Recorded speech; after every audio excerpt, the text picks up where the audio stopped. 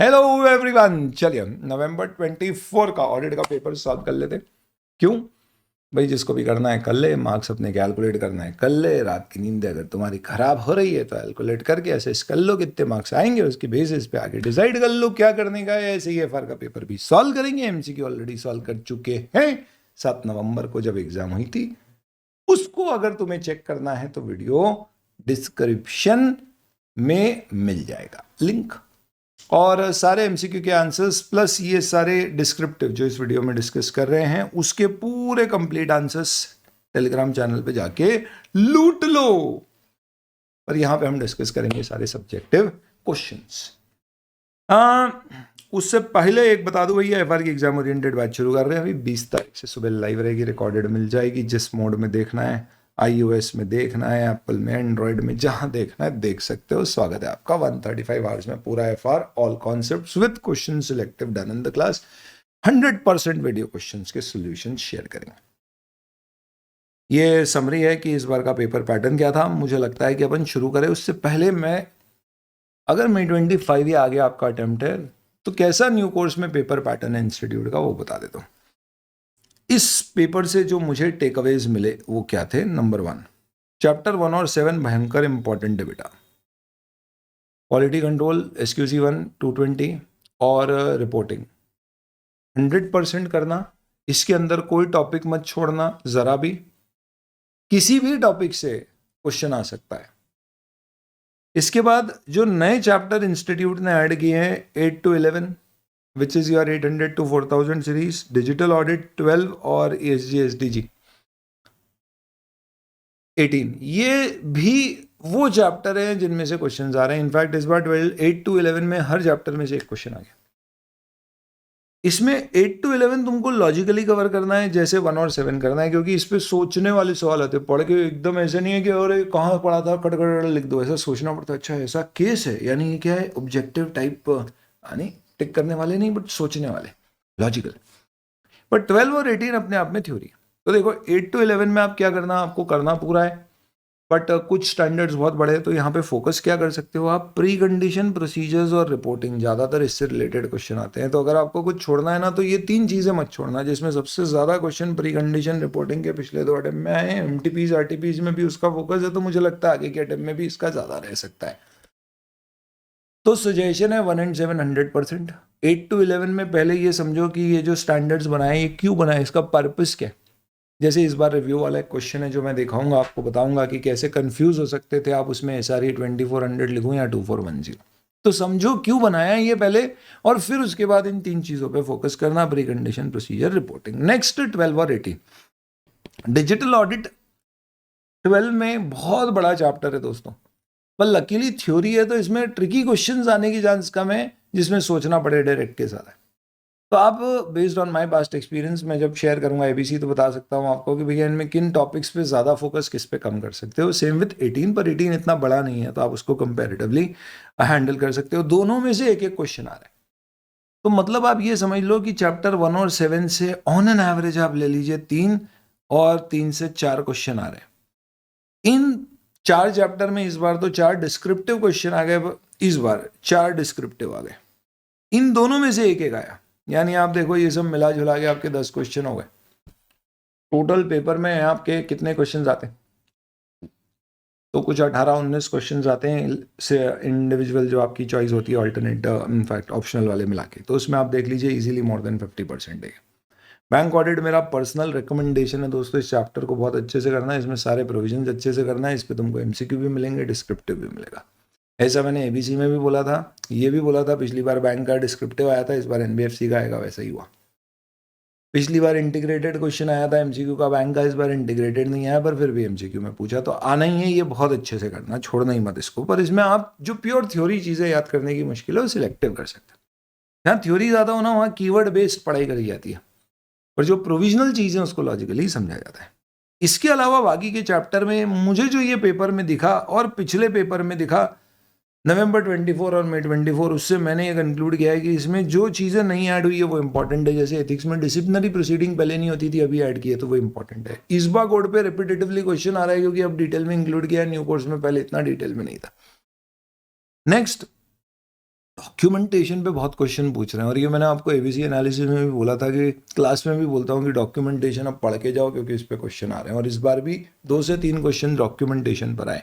कैसे डॉक्यूमेंटेशन में, मतलब क्वेश्चन में बस ये पूछा है कि बताओ इंटरनल ऑडिटर का वर्क यूज़ कर रहे हो तो डॉक्यूमेंटेशन क्या करोगे अपने वर्किंग पेपर में वर्क यूज़ करने का, ऐसा। ये थोड़ी अजीब सी बात है, ऐसे मतलब सुपरस्टिशियस हो रहा हूँ मैं थोड़ा, बट दोस्तों ऐसा देखा है मैंने कि इंस्टीट्यूट कम वक्त जो चैप्टर कम पूछे जाते हैं ना, जैसे इन्वेस्टिगेशन हो गया, बड़े बड़े कुछ ही आएगा तो सब कुछ आएगा नहीं, उसमें जो आखिरी आखिरी के टॉपिक्स है ना, वो वाले टॉपिक्स में से क्वेश्चन पूछे। डिजिटल में भी ऐसा हुआ, लास्ट टाइम इंटरनल ऑडिट में भी ऐसा हुआ था, इस बार इन्वेस्टिगेशन में हुआ, डिजिटल में हुआ। क्या बात कर रहे हो, एकदम आखिरी आखिरी के टॉपिक्स में से क्वेश्चन आ रहे। तो ये ऐसा क्यों हो रहा है सर, ये न जाने क्यों, मैंने एबीसी में बोला था कि ऐसा हो रहा है, इस बार भी हो गया। तो बढ़िया तुम्हारे लिए, तो अब से तुम चैप्टर आगे से पीछे नहीं, पीछे से आगे पढ़िएगा, बहुत बढ़िया। चलिए उर्दू पाकिस्तानी स्टाइल में है, आइए दोस्तों, तो आप अपन क्वेश्चंस देखते हैं। चलो बात कर ही रहे हैं क्वेश्चन आंसर सॉल्व करने की, थोड़ा तरीका भी बता देता हूँ बच्चे क्वेश्चन पढ़ते कैसे हैं, ताकि आपके आगे एग्जाम में तो आपके काम आ जाए। ST and associate chartered accountant upcoming form है, गुड प्रोफेशनल सर्विसेज हैं, बहुत सारे क्लाइंट हैं, 7 साल की प्रैक्टिस है, अलग अलग इंडस्ट्री में भाई के क्लाइंट है, increasing assignment, changing compliance, appointment of new people, personal मतलब एम्प्लॉय, सीनियर पार्टनर टी कंसर्न्ड है कि प्रॉपर हमारे यहाँ क्वालिटी कंट्रोल होगा कि नहीं। सही बात है, नए लोग आ रहे हैं तो काम कैसे करेंगे। He wants to ensure proper policy and procedure relating to system of quality control of firm are complied with properly। तो जैसे ही बोला है क्वालिटी कंट्रोल ऑफ फर्म, मतलब समझ जाओ ये SQC होना चाहिए, ना कि ऐसे 220, क्योंकि वो ऑडिट पे क्वालिटी कंट्रोल की बात करता है, ये फर्म पे एक तरीका होता है डिफरेंशिएट करने का। T suggest that proper monitoring of quality control will be the right approach. तो इससे दिख रहा है कि क्वेश्चन शायद मॉनिटरिंग की तरफ जा रहा है। Discuss the factors that are to be considered by CAT। तो क्या बोल रहा है, फैक्टर्स। तो जब तुम पढ़ाई भी करो ना, तो ऐसे क्वेश्चन पढ़ा करो कि तुम किसी को सिखा रहे हो। जो बच्चे बोलते हैं ना सर कि हम सब पढ़ लेते हैं पर क्वेश्चन अप्लाई करना नहीं आते, क्योंकि वो क्वेश्चन पे ज़्यादा टाइम नहीं देते। दोस्तों ये जग जाहिर बात है, जब तुम किसी पे समय दाना देना शुरू कर देते हो तो धीरे धीरे वो अपने आप तुम्हारी हो जाती है। मैं क्वेश्चंस की बात कर रहा हूँ। तो factors that are to be considered by CAT for monitoring the quality control of engagement to ensure that they comply with SQC। तो यहाँ तो सीधे ही समझ में आ गया भैया, SQC का क्वेश्चन ही नहीं है बोलते, तो भी हमको समझ में आ गया। अब ये पूरे क्वेश्चन में सही मायने में काम की जो लाइन है ना, बस वो आखिरी की ये 2 सेंटेंस हैं। ऐसा ही होता है दोस्तों, बाकी पूरा बिल्डअप है। तुम मुझसे अपने दिल की बात कहना चाहोगे, पहले तुम बिल्डअप करोगे पर आखिरी में काम की बात करोगे। यहाँ पे भी ऐसा हुआ है। तो सबसे पहले तुम्हारे दिमाग में आया SQC1, फिर तुमने बोला भैया अपना माइंड मैप चलता है ना कि SQC1 में मॉनिटरिंग। अब मॉनिटरिंग में तुमको दिख रहा है ड्रोन चार्ट का वो चार्ट था जिसमें अपन ने मॉनिटरिंग के लिए वो CCTV कैमरे लगा रखे थे ताकि उससे रिलेट कर रहे मॉनिटरिंग हो रही है। तो वो मॉनिटरिंग में क्या बात कर रहे हैं, ये पूछ क्या रहे हैं, ये फैक्टर्स पूछ रहे हैं जो हमें लग रहा है CA को, चार्टर्ड अकाउंटेंट को, कि क्वालिटी कंट्रोल मॉनिटरिंग ताकि हम SQC से कंप्लाई कर सके, उसमें काम आएंगे। ठीक है, तो ये कौन से फैक्टर आएंगे, तो अब मैं आपको वापस पढ़ा तो रहा नहीं हूँ, तो मैंने आपको सारे के सारे आंसर्स यहाँ पे दे दिए। ये पूरी PDF टेलीग्राम से डाउनलोड कर लेना। तो पूरे MCQ में आंसर टिक कर दिए मैंने, प्लस डिस्क्रिप्टिव सारे आंसर ड्रोन चार्ट से निकाल के दे दिए। 100% पेपर ड्रोन चार्ट में अपना कवर्ड है, एक कॉमा भी ऐसा नहीं है जो एग्जाम में आया और यहाँ पे कवर्ड नहीं है।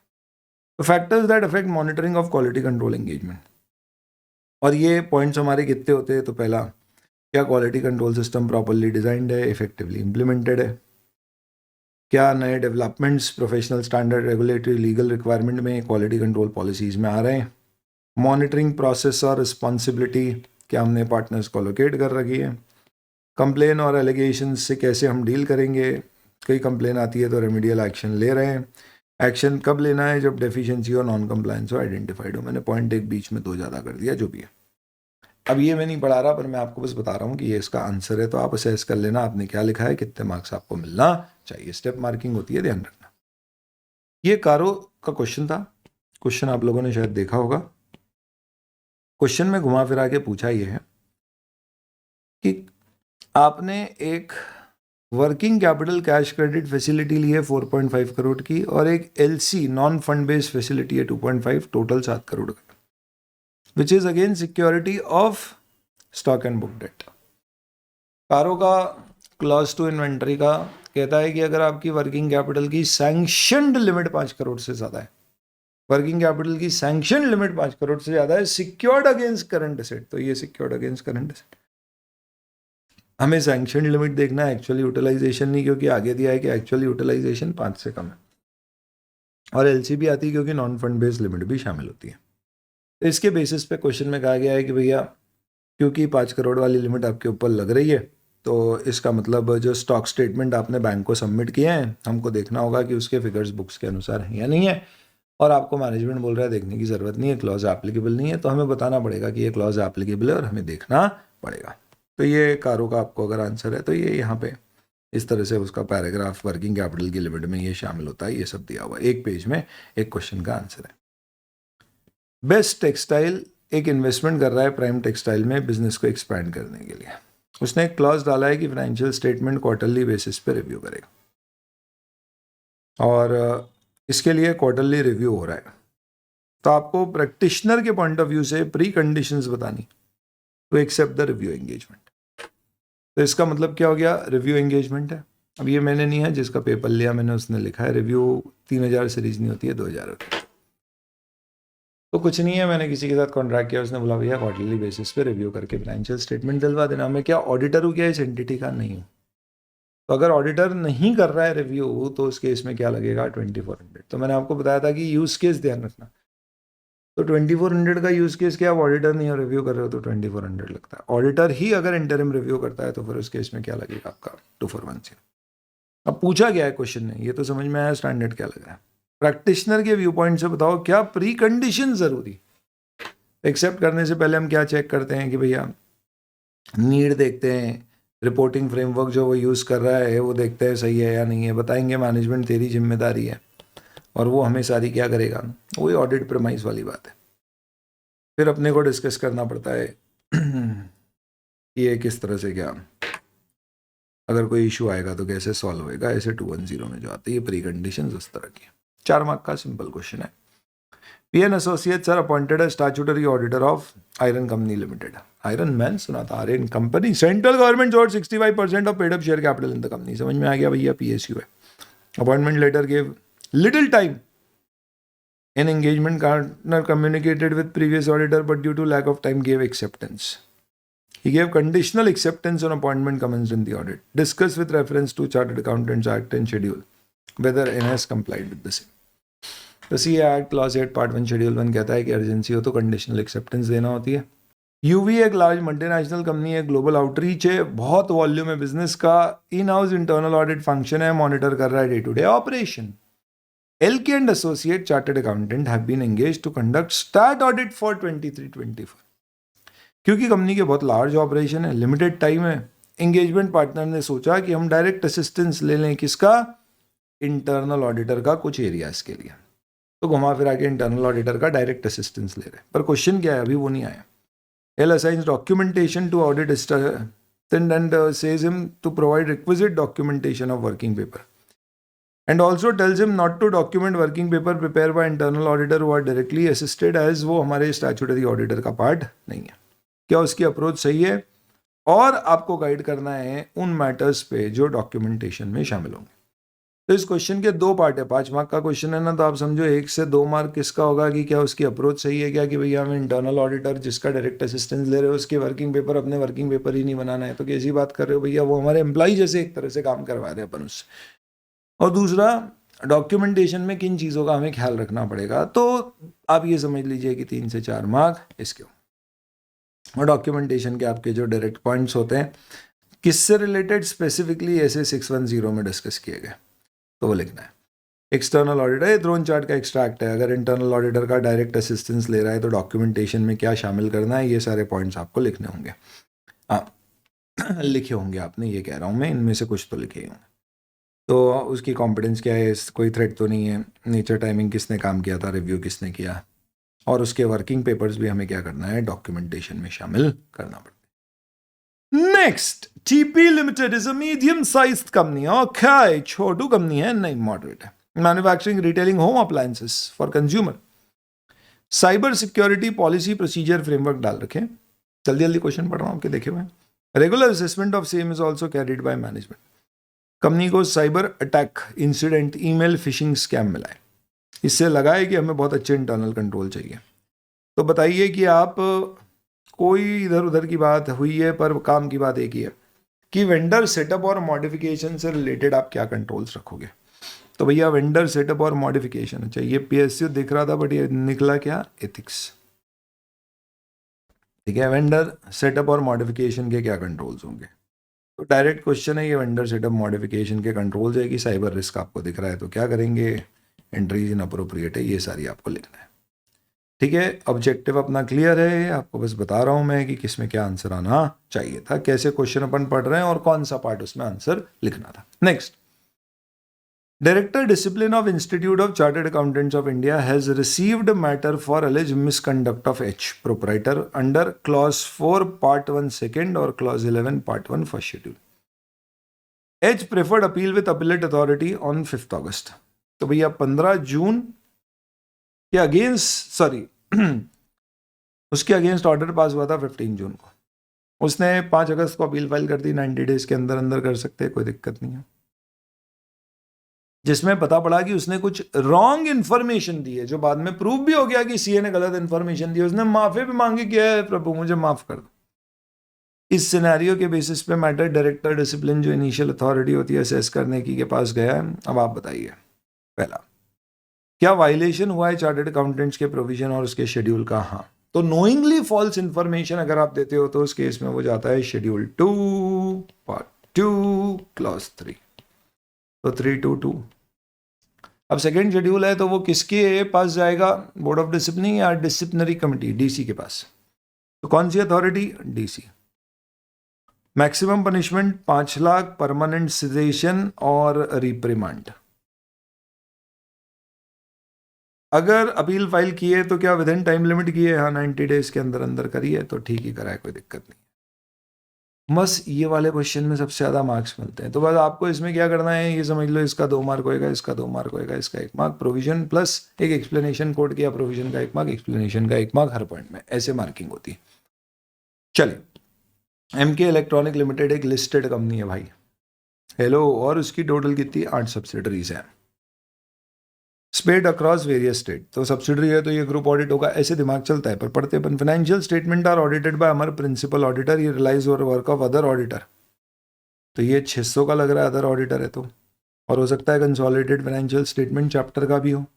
प्रोसीजर जो अमर परफॉर्म करेगा टू ऑब्टेन साई टू इंश्योर उसका वर्क एडिक्वेट है। अच्छा, तो अपन देखते थे ना साई में कि भैया डोंट सिट, बैठे मत रहना। तो अपन बैठे मत रहने का मतलब क्या होता है, अपन चेक करते थे उसके साथ कि इनफैक्ट बताते थे क्या, स्पेशल ऑडिट कंसिडरेशन से inter component transactions component identify करना, सी आई और टी टाइम टेबल डिस्कस करते हैं, और बताते थे उसको सिग्निफिकेंट अकाउंटिंग एडिटिंग क्या रिक्वायरमेंट है। तो sufficient appropriate audit evidence obtain करने के लिए ये हमें उसके साथ प्रोसीजर्स लगाना होते हैं। Next, how will we document the working paper with respect to subsidies audited by other auditor. देखो वापस से डॉक्यूमेंटेशन है, दूसरा डॉक्यूमेंटेशन रिलेटेड क्वेश्चन है, और क्या मैटर डॉक्यूमेंट करने हैं अगर अदर ऑडिटर की रिपोर्ट मॉडिफाइड है। तो ये बस ड्रोन चार्ट में सब दिया हुआ है आपको। Result of discussion with other auditor, review of written summary of other auditor procedures, जो हमारे डिस्कशन हुए उसके प्रोसीजर्स, अगर मॉडिफाइड है तो कैसे हमने डील किया है, और प्रोसीजर्स लिमिट किया तो अलग से डॉक्यूमेंट करने की ज़रूरत नहीं होती। बस इतनी सी बात लिखनी थी, आप समझ लो। शायद 3 मार्क इसका होगा, 2 इसका, ऐसा मुझे लगता है, ये मेरे ओपिनियन है इस पेपर पे। सीईपी एक मैन्युफैक्चरिंग कंपनी है, has discovered diverse range of raw materials component. Several new suppliers have added during the past year. It is responsibility of accounts payable department for managing supplier ledger. Management of CEP has experienced unexpected financial difficulties and they suspect fraudulent activity with supplier ledger. तो supplier ledger में हमको लग रहा है boss कुछ लोचा है। Management assigns care to conduct detailed investigation to identify potential fraud that might have occurred. तो supplier ledger में fraud कैसे हो सकता है, तो phase through which frauds can be committed in supplier laser, बस ये क्वेश्चन है तुम्हारा। और प्रोसीजर्स जो आप अडॉप्ट करोगे उसको रिजॉल्व करने के लिए, तो ये 2-2 मार्क के 2 पॉइंट। सप्लायर लेजर यानी परचेज में फ्रॉड कैसे हो सकता है, प्राइस बढ़ा दी, मल्टीपल परचेज बुक कर दी, इस तरह की चीजें हो सकती है आपकी। ये किसे क्या कहेंगे, सप्लायर फ्रॉड। और कैसे चेक करेंगे, तो कन्फर्मेशन लेना है, प्रोसीजर्स लगाने हैं, तो ऐसे ढेर सारे प्रोसीजर्स। ये इन्वेस्टिगेशन है। मैंने आपको एग्जाम से एक दिन पहले जो 15 मिनट का एक वीडियो लिया था, मैं नवंबर 25 की आपकी एग्जाम से पहले, नवंबर 24 सॉरी, उसमें कहा था इन्वेस्टिगेशन स्किप कर सकते हो और सिलेक्टिव करना है तो आखिरी के टॉपिक कर देना, ये एकदम आपका लास्ट में इसमें दिया हुआ है। ठीक है, तो ये कैसे चेक करते हैं, ये प्रोसीजर्स हैं, तो ठीक है ध्रुव चार्ट से देख लोगे। आगे बढ़ती चाना है जेपीपी एंड एसोसिएट, बताओ जरा भैया कितने मार्क्स इकट्ठे हो गए अभी तक। Have appointed as auditor of ABC, ISO certified listed multinational jewellery company है। ओ, हेडक्वार्टर मुंबई में, 100 से ज्यादा शोरूम है, 60 आउटसाइड इंडिया। ओहो। Matter communicated with those charged with governance auditor determine certain matters as most significant in audit of financial statement. कुछ मुद्दे बहुत इंपॉर्टेंट लगे थे मुझे। Relating to money laundering case by enforcement directorate, ED पीछे पड़ा हुआ है इसके ऊपर। PM आपका ED लगा रखा है किसके, नीरव मोदी टाइप कुछ है क्या। Public disclosure of specific matter bye auditor is not precluded यानी एक्सक्लूडेड, ये याद रखना शब्द, मिस्टेक मत कर देना। बाय PMLA यानी इसको डिस्क्लोज करो तो PMLA मना नहीं कर रहा है, क्योंकि ऑलरेडी इन्वेस्टिगेशन शुरू होकर 30 सितंबर पे खत्म हो चुका है। What will be the consideration by the CA firm to determine matter requiring significant attention in performing the audit. भैया की ऑडिट मैटर का क्वेश्चन है 701, किसके ऊपर डिपेंडेंट होता है कि ऑडिट मैटर, एरियाज जहां पे आपको लगता है सिग्निफिकेंट जजमेंट है, ट्रांजैक्शंस, इवेंट है या रिस्क है। क्या इंट्रोडक्टरी लैंग्वेज यूज की जाती है while communicating such matters? Key audit matters are those matters which were of most significance in the audit of current period or in the current period financial statements audit. तो ये तीन आपके areas हैं जो आपके की ऑडिट मैटर माने जाते हैं। और इंट्रोडक्टरी, ये कौन से मैटर होते हैं, और इसे हमने financial statement as a whole के कॉन्टेक्स्ट में ऑडिट किया था। हम इसके ऊपर अलग से ओपिनियन नहीं देते, ना ही हमारी रिपोर्ट इन मैटर्स के ऊपर मॉडिफाइड है। चलिए,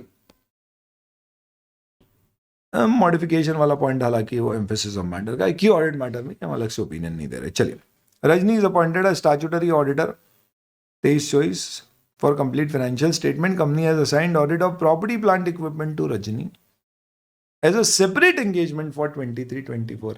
हे रजनी, हमारी तुम ऑडिटर तो हो ही, साथ ही साथ में तुम हमारे पीपी के ऊपर एक अलग से क्या करो, एंगेजमेंट ले लो, उसका ऑडिट कर दो, हमें रिपोर्ट दे दो। हो सकता है हमें कहीं बैंक में देनी हो। While drafting the audit report of complete financial statement, adverse opinion दिया। Oh, complete पे adverse है। Same time she is also finalizing audit report of separate engagement जहां पे वो unmodified देना चाहती है। तो ये agreed upon procedures हैं जो कहता है कि अगर आप ऑडिटेड फाइनेंशियल स्टेटमेंट्स के, सॉरी कंप्लीट फाइनेंशियल स्टेटमेंट के भी ऑडिटर और सेपरेट एंगेजमेंट भी कर रहे हो, और ये रिपोर्ट एडवर्स है, और आप जो सेपरेट एंगेजमेंट है उसके ऊपर आप रिपोर्ट देना चाह रहे हो, अनमॉडिफाइड देना चाह रहे हो, तो ऐसे केस में आप दे सकते हो अगर दोनों रिपोर्ट अलग अलग जाए और दूसरी रिपोर्ट में स्पेसिफिकली मेंशन किया जाए। चलिए, तो ये पूछ रहे हैं बस कि with reference to standard on auditing, क्या ओपिनियन जो रजनी देना चाह रही है पीपी पे अनमॉडिफाइड, ये चलेगा या नहीं चलेगा। तो वही नियम है कि भैया साथ में रिपोर्ट जा रही है तो नहीं दे सकते, अलग अलग जा रही है तो स्पेसिफिक एलिमेंट पे अनमॉडिफाइड दे सकते हैं, भले ही एडवर्स कंप्लीट पर है, प्रोवाइडेड लॉ ने मना नहीं किया है, साथ में पब्लिश नहीं होगा और वो मेजर आइटम नहीं है। नेक्स्ट, ESG डिस्क्लोजर का क्वेश्चन है। ये मैंडेटरी हो गया भैया, टॉप 1000 लिस्टेड कंपनी पे पता है, BRSR रिपोर्टिंग के थ्रू पता है, ट्रेंड ग्लोबली फॉलो हो रहा है पता है। सिर्फ बोला है role of auditor in audit of financial statement of company, किससे रिलेटेड है, क्लाइमेट रिलेटेड रिस्क का था एकदम SDG के। इनफैक्ट मैंने शुरू में बोला था डिजिटल ऑडिट का क्वेश्चन एकदम लास्ट वाला आया था, नहीं SDG का क्वेश्चन एकदम लास्ट टॉपिक है उसमें से आया था ये इस बार, कि climate related risk of audit of financial statement में ऑडिटर का क्या रोल रहेगा। ये वाले पॉइंट्स तुमने लिखने थे। PQR is engaged in business of construction and real estate, ठीक है, बहुत सारे प्रोजेक्ट अक्रॉस स्टेट चल रहे हैं और उसे as a statutory auditor appoint किया। इसको STN कंपनी को, किसका, PQR का। T एंगेजमेंट पार्टनर है जो एंगेजमेंट लीड कर रहा है, और कुछ outside the normal course of business terms दिख रही है, कुछ ऐसी पार्टीज को जिससे लग रहा है कि रिलेटेड पार्टी ट्रांजैक्शन है जो पहले डिस्क्लोज नहीं किया। तो बताइए क्या करना होगा अगर आप आइडेंटिफाई करते हो undisclose related party relationship with reference to standard on auditing, ऐसे 550 का क्वेश्चन है जो कहता है कि कब आपको ऐसा लग सकता है कि transaction outside the normal course of business है, उसके किस तरह के वो होते हैं, और होता है तो आप क्या करते हो, टीम को इन्फॉर्म करते हो। वो सारे पॉइंट्स वो यहाँ पर मिसिंग है, बट आपको वो बताना पड़ेंगे कि अगर हमें पता पड़ता है related party transactions undisclosed identified related parties हमें मिली है, तो हमें क्या करना पड़ता है, we have to tell it to the management, inform the team first, tell to the management, ask them सारे ट्रांजैक्शन इससे निकाल के दीजिए, एंड देन उसके बेसिस पे फिर हम उनको चेक करते देखते कहीं फ्रॉड तो नहीं है। PQ फार्मा एक कंपनी है dealing in research and development and manufacturers of pharmaceutical and coming up with IPO. It has prepared prospective financial statement for next 3 years included in the prospectus. तो ये prospective है, यानी कि कौन सी series हो गई, SAE वाली। प्रोस्पेक्टिव इंफॉर्मेशन में बैलेंस शीट है, P&L है, कैश फ्लो है, और कई सारे अजम्पशंस लिए गए कि प्राइस फेवरेबल रहेगी। ये सब कंपनी जेड के पास अश्योरेंस के लिए गया है इन प्रोस्पेक्टिव के ऊपर, और प्रेजेंटेशन और डिस्क्लोजर असेस कराना चाहता है जो IPO के प्रोस्पेक्टस में आएंगे। तो ये जो आप असेसमेंट कर रहे हो प्रेजेंटेशन और डिस्क्लोजर का, इसमें क्या चीज़ें चेक करोगे, ये पूछा है। तो ये प्योरली क्वेश्चन सिर्फ इसके ऊपर है, प्रेजेंटेशन डिस्क्लोजर का कैसे असेसमेंट होगा प्रोस्पेक्टिव फाइनेंशियल इंफॉर्मेशन का। अब ये प्रोफोर्मा फाइनेंशियल इंफॉर्मेशन नहीं है विच इज 3420, तो ये 3400 है, जो हर प्रोस्पेक्टिव इंफॉर्मेशन पे लग रहा है प्रोस्पेक्टस में जाए या ना जाए। तो इसमें हमें क्या चेक करना पड़ता है, एग्जामिनेशन प्रोसीजर्स जो आपके होते हैं प्रेजेंटेशन और डिस्क्लोजर रिलेटेड, ये सारे आपको मेंशन करना है, प्लस आपको अश्योरेंस देना है इस रिपोर्ट के ऊपर। तो अश्योरेंस के लिए फिर हमें क्या देखना पड़ता है, तो मेरे हिसाब से ये शायद एग्जामिनेशन प्रोसीजर्स की रिक्वायरमेंट क्वेश्चन के आंसर में शायद ही हो, presentation disclosure related mostly answer में आना चाहिए, दैट्स माय व्यू पॉइंट। ठीक है, CA Ghosh newly qualified chartered accountant join कर रहा है एक reputed CA firm as partner. उसको पूरा कॉन्फिडेंस है क्वालिफिकेशन का। Senior partner calls a meeting to brief the new partner और other appointed assistant for ethical things to be kept in mind. He touches on professional competence and due care.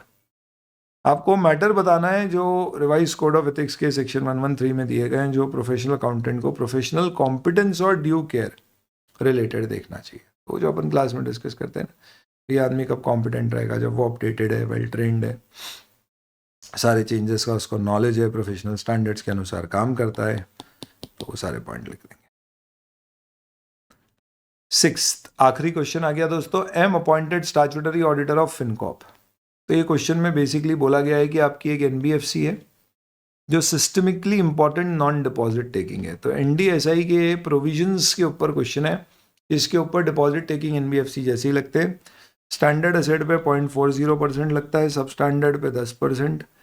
8 crore 1 to 3 years है तो ये D2 हो गया, तो इस पर 30% लगता है, इसने कम बनाया। और लॉस एसेट पे 100% लगता है।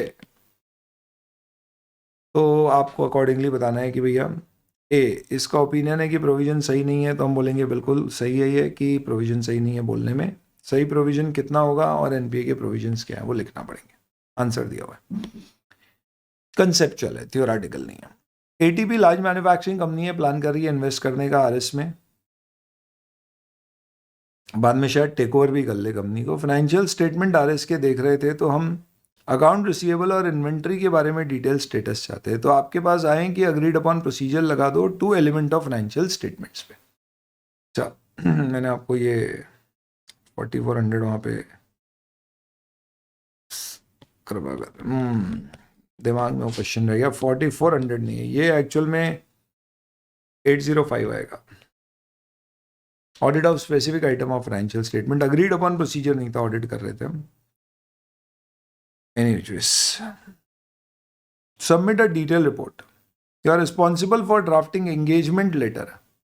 Enumerate the key matters to be covered for clear understanding of agreed upon procedure. ये 4400 है। agreed upon procedures में हमें engagement terms में क्या क्या चीज़ें शामिल करनी है, तो वही अपन को बेसिक मैंने बताया था ना याद करने के तरीके कि इन सब में हमेशा ये लिखना है कि भैया इसके यूजर्स कौन होंगे, रिस्ट्रिक्टेड यूज होगा, हम ऑडिट कर रहे हैं नहीं कर रहे हैं, तो ये कॉमन मैटर्स होते हैं। बाकी अपन मेनली इसमें पूछते हैं कि भैया क्या प्रोसीजर लगाने हैं, क्या रिपोर्ट देनी है, वैसा। तो क्या मैटर्स आप इंक्लूड करोगे एंगेजमेंट लेटर में, वो आपको सारे लिखना पड़ेंगे। आंसर एक बार दिखा देता हूँ। ये तो प्रोविजन वाला हो गया एनबीएफसी का, ये हो गया defining the terms of engagement. Clear understanding लेके वर्क में इंक्लूड क्या क्या करना है, क्या नेचर ऑफ एंगेजमेंट है, पर्पस क्या है, इन्फॉर्मेशन कौन सी है, प्रोसीजर्स कौन से लगाएंगे, लिमिटेशन ऑन यूज और कोई रिस्ट्रिक्शन इंपोर्ट करना है तो वो। साथ ही साथ में हम लिस्टिंग ऑफ प्रोसीजर्स और रिपोर्ट किस किस को जाएगी ये लिखते हैं। ठीक है, यस सर। आखिरी क्वेश्चन का आखिरी part, CFO general insurance company का है, मेजॉरिटी डिसीजन कॉन्ट्रैक्ट एजेंसी के थ्रू होते हैं। सीएफ जो सीएफओ है वो कमीशन पेमेंट तभी देता है जब उसे एजेंट से 20% मिलता है, तो ये सीएन सर्विस है और ये एक्सेप्ट है। मैंने बोला था हमेशा याद रखना, पहले पे वाला पॉइंट आता है बाद में एक्सेप्ट, क्योंकि हम भारतीय पहले देते फिर लेते हैं। यानी इसके ऊपर लगेगा क्लास 2। किसका पार्ट है ये, शेड्यूल 1 का पार्ट 2, जो किस पे लगता है, CN service, accept commission from broker agent of the employer, तो गिल्टी हो जाएगा। Government of India rural development scheme में प्रोजेक्ट्स ले रहे हैं हेल्थ केयर एजुकेशन पे। इन्हें एग्जीक्यूट करने के लिए सीएनडीएजी चाहता है कि जो फंड्स दिए वो सही जगह यूज हुए और मिसयूज नहीं हुए। तो प्रोप्राइटरी ऑडिट के लिए आपको अपॉइंट किया गया है स्टेट गवर्नमेंट के स्कूल्स, बिल्डिंग, हॉस्पिटल्स और इन सब के लिए।